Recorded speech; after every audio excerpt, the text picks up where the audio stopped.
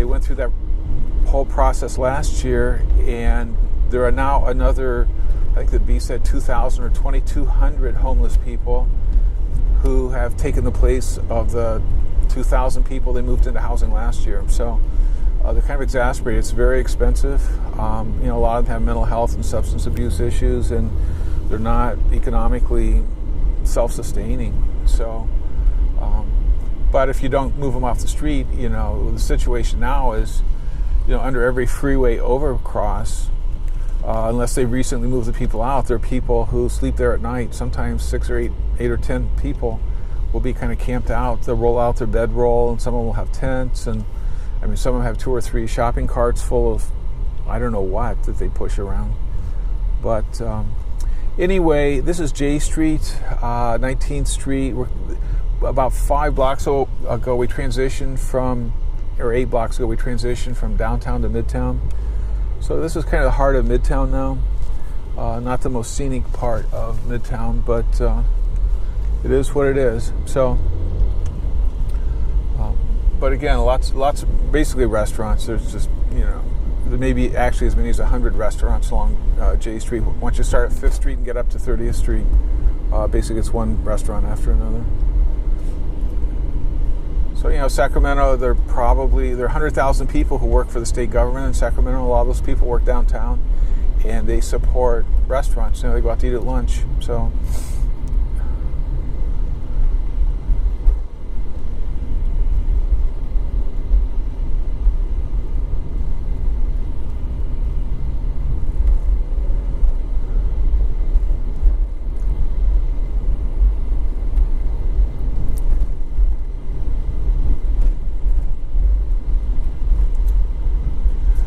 we're getting into the part of Midtown now, which really is pretty scenic. There are all these little enclave, 2 block by 2 block neighborhoods off the arterials with these big mature trees. It's just a nice little residential area that's only, a 10-minute walk from the state capitol, or 5-minute bike ride or whatever.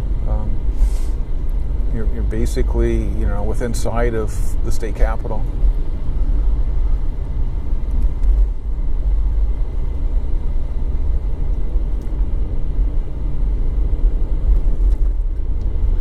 But 35 years ago, I managed a renovation project that I mentioned earlier for a friend of mine. He bought a 5,000 square foot mansion on 21st Street.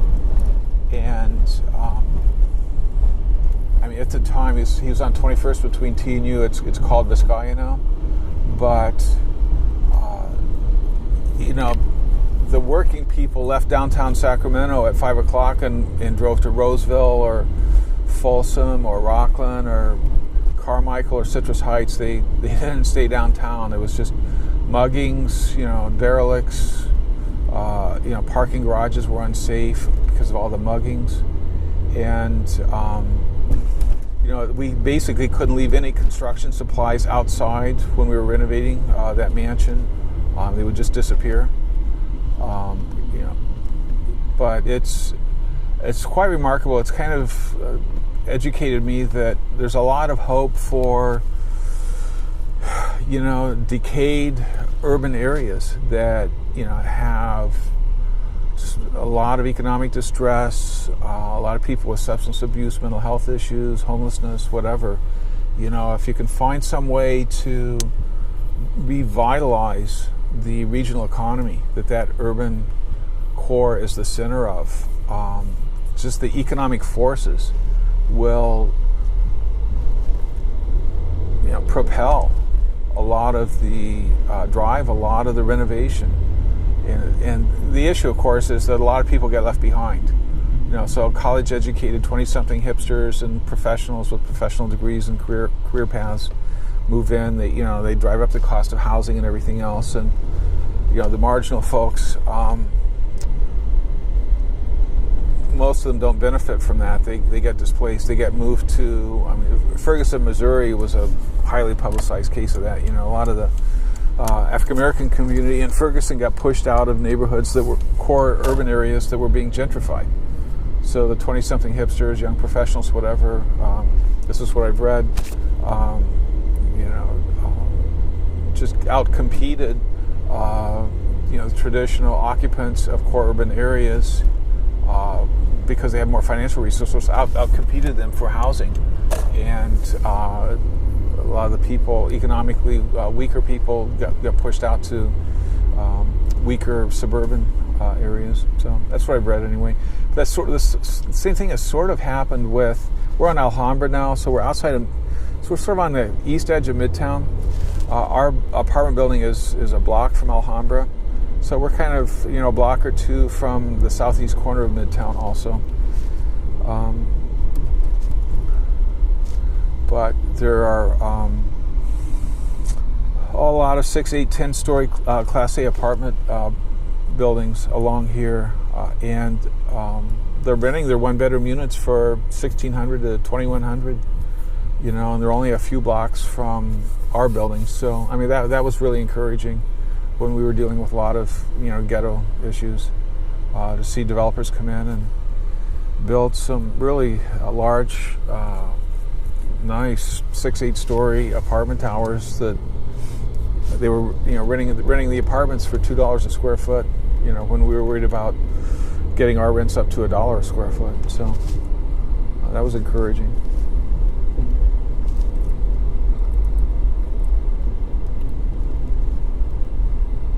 But healthcare is big in Sacramento. Sutter Hospital, which is actually behind us, we kind of drove around that when we drove to Alhambra. They just completed, I think it's an $800 or $900 million expansion, modernization. They're right at 30th and JKL, that area. So healthcare is a big part of the economy. I actually misstated when I was driving around the UC Davis Medical Center. I said healthcare is a $3.2 or $3.4 billion section of the American economy. It's $3.2 or $3.4 trillion section of the American economy. It's kind of easy to cognitively lose track of some of the zeros. These numbers are so big now. This is really it was a 1930s Art Deco gas station off to the right here, and it sat for a long time, and they had for lease or for sale signs up in front of it. I thought, I just assumed somebody would tear it down, and this really successful restaurateur either bought it or leased it, and he has a really popular Korean barbecue place in there now, and it's packed at lunchtime. But there's another, it might have been the same guy. There's another guy right over by Sutter Hospital around 30th and P, who took this big gas station. I think there were 5 service bays. It was a big gas station. Took that and put a big burger joint in it, Susie Q's Burgers, and it's done really well.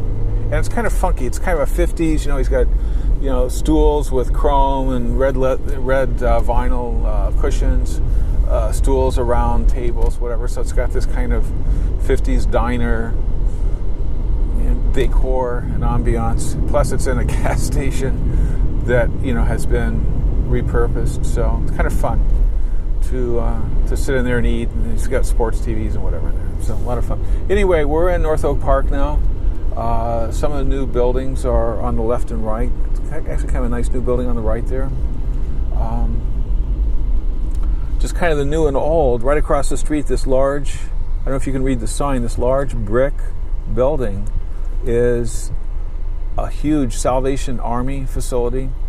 And the biggest buildings in North Oak Park for probably a couple of decades were this huge Salvation Army Rescue Center and another really large brick building about 2-3 blocks away, the Sacramento Food Bank, where every day hundreds of people would line up for a free bag of food. So the food bank doesn't do food giveaway at that location any longer. They actually have trucks that go out to neighborhoods and give away food.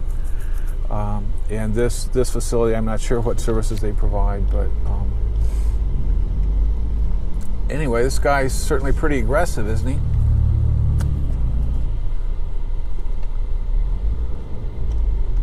what the fuck. Anyway, I guess he decided it was time for him to turn left, and it didn't matter if there's oncoming traffic. Oh well. So you have to kind of be defensive. You know, not everybody in this neighborhood has a full set of gears, as they say. So anyway, we're in North Oak Park. It's 99 off to the right there. Our building is right around the corner.